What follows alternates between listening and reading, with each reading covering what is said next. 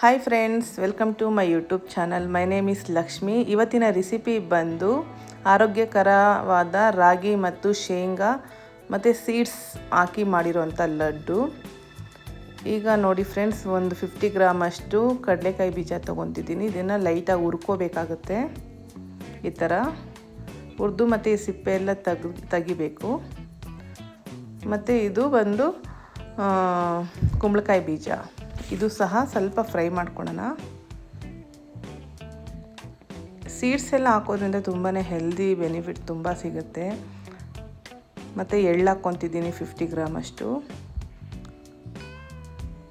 ಎಳ್ಳು ಸಹ ಲೈಟಾಗಿ ಹುರ್ಕೊಳ್ಳಿ. ಈ ಥರ ಇದನ್ನು ಫ್ರೈ ಮಾಡ್ಕೋಬೇಕು. ಈಗ ಎಳ್ಳು ಮತ್ತು ಈಗ ಚಿಯಾ ಸೀಡ್ಸ್ ಹಾಕ್ಕೊತಿದ್ದೀನಿ. ಇದೊಂದು 20 ಗ್ರಾಮ್ ಅಷ್ಟು ಹಾಕ್ಕೊಳ್ಳಿ. ಇದು ಸಹ ಸ್ವಲ್ಪ ಫ್ರೈ ಮಾಡ್ಕೊಳ್ಳಿ. ಈ ಥರ ಲೈಟಾಗಿ ಮಾಡ್ಕೋಬೇಕು, ಉರಿ ಕಮ್ಮಿ ಇಟ್ಕೊಳ್ಳಿ. ಮತ್ತು ಈಗ ಫ್ಲ್ಯಾಕ್ಸ್ ಸೀಡ್ಸ್ ಹಾಕ್ಕೊಂಡಿದ್ದೀನಿ. ಇದು ಸಹ 50 ಗ್ರಾಮ್ ಅಷ್ಟು ಹಾಕ್ಕೊಂಡು ಹುರ್ಕೊಳ್ಳಿ ಲೈಟಾಗಿ. ಈಗ ಗಸಗಸೆ ಒಂದು 20 ಗ್ರಾಮ್ ಅಷ್ಟು ಹಾಕ್ಕೊಂಡಿದ್ದೀನಿ. ಇದು ಸಹ ಸ್ವಲ್ಪ ಫ್ರೈ ಮಾಡ್ಕೊಳ್ಳಿ, ಉರಿ ಕಮ್ಮಿ ಇಟ್ಕೊಳ್ಳಿ, ಜಾಸ್ತಿ ಇಟ್ಕೋಬೇಡಿ.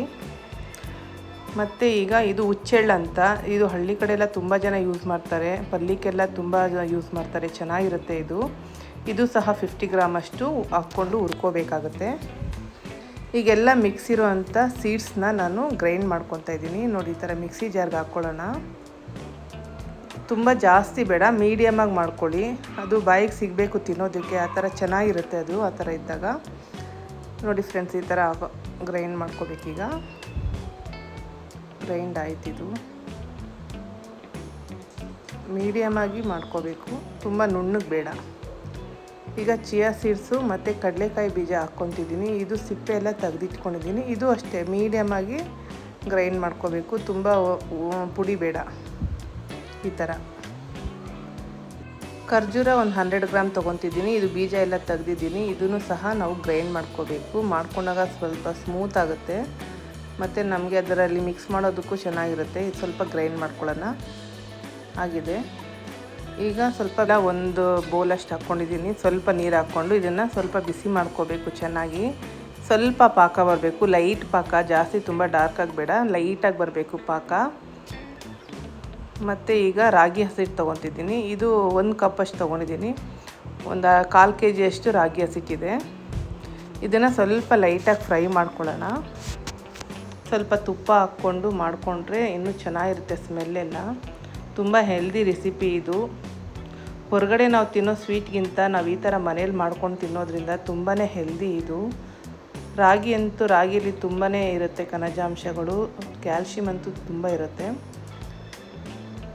ಮತ್ತು ಖರ್ಜೂರನ ನೋಡಿ ಒಂದು ಪ್ಯಾನ್ಗೆ ಹಾಕ್ಕೊಂಡು ಸ್ವಲ್ಪ ತುಪ್ಪ ಹಾಕ್ಕೊಂಡು ಇದು ಸಹ ಸ್ವಲ್ಪ ಬಿಸಿ ಮಾಡ್ಕೋಬೇಕು. ಸ್ವಲ್ಪ ಮಾಡ್ಕೊಂಡಾಗ ಅದು ಫುಲ್ ಎಲ್ಲನೂ ಕಲಸೋದಕ್ಕೆ ಚೆನ್ನಾಗಿರುತ್ತೆ. ಇದು ನೋಡಿ ಈ ಥರ ಮಾಡ್ಕೊಳ್ಳಿ. ಈಗ ಒಂದು ಬಾಣಲಿಗೆ ನೋಡಿ ಈ ಥರ ಎಲ್ಲ ಮಿಕ್ಸ್ ಮಾಡಿರೋವಂಥದ್ದೆಲ್ಲ ಹಾಕ್ಕೊಳ್ಳೋಣ.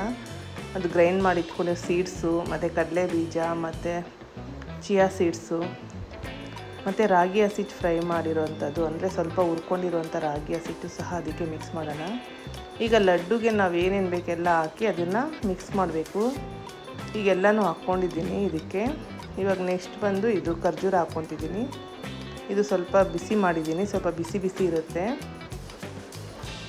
ಮತ್ತು ಈಗ ಪಾಕ ಹಾಕ್ಕೊತಿದ್ದೀನಿ, ಬೆಲ್ಲದ ಪಾಕ.